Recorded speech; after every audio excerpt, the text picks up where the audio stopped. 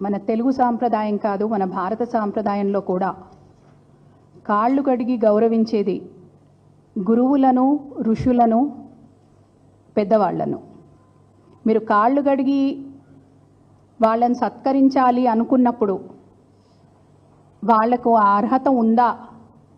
అందాల భామలు అందాల పోటీల్లో పాల్గొంటున్నారు, చాలా మంచిది.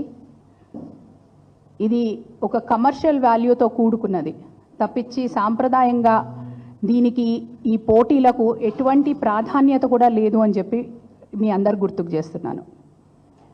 చరిత్రలో ఎప్పుడు చూసినా మీరు ఎక్కడ గుర్తుపెట్టుకున్నా కాళ్ళు కడిగేది పురుషులు తప్పించి మహిళలు ఎక్కడ కూడా కాళ్ళు కడగరు. అల్లుడు కాళ్ళు కడిగినా మామ కడుగుతాడు కానీ అత్త కడగదు.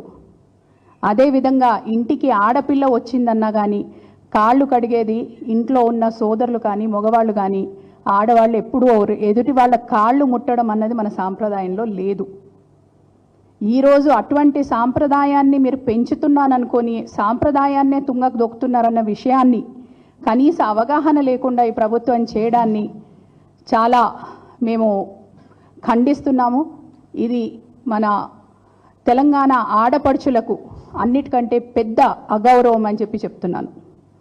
అందాల భామల పోటీలకు వచ్చిన ఈ సుందరీమణులను చౌముల్లా ప్యాలెస్లో పెట్టి వారితో పాటు భోజనం చేయాలంటే ₹1,00,000 ఒక ప్లేటు చొప్పున టికెట్లు అమ్మి ఈరోజు ఇటువంటి కార్యక్రమాలు చేస్తున్నారంటే దీని అర్థం ఏం పోతుందో ఒక్కసారి మీరు అర్థం చేసుకోవాలని కూడా చెప్తున్నాను. మహిళలను గౌరవించాలి. మహిళలు తెలంగాణ ఆడపడుచులు, తెలంగాణ ఇంటి గౌరవం అని చెప్పి మనం ఎంతో గౌరవంగా చెప్పుకుంటున్నాము. అదే తెలంగాణ ఆడబిడ్డని ఒడిబియ్యం పేరుతో అదొక పిడికిలి బియ్యం కావచ్చు, కానీ దాంట్లో ఇటు తల్లిగారి మెట్టినింటిని పుట్టినింటిని కలిపి పెట్టే బంధం ఒక ఆడపిల్లలో ఉంది, ఆ శక్తి ఆడపిల్లలో ఉంది అని చెప్పి గౌరవించినాం. ఈరోజు అటువంటి ఆడపిల్లల్ని మీరు ఏ దుస్థితికి తీసుకొచ్చినారో మీరు ఆలోచన చేసుకోవాలి. దీన్ని మీరు హర్షిస్తారా?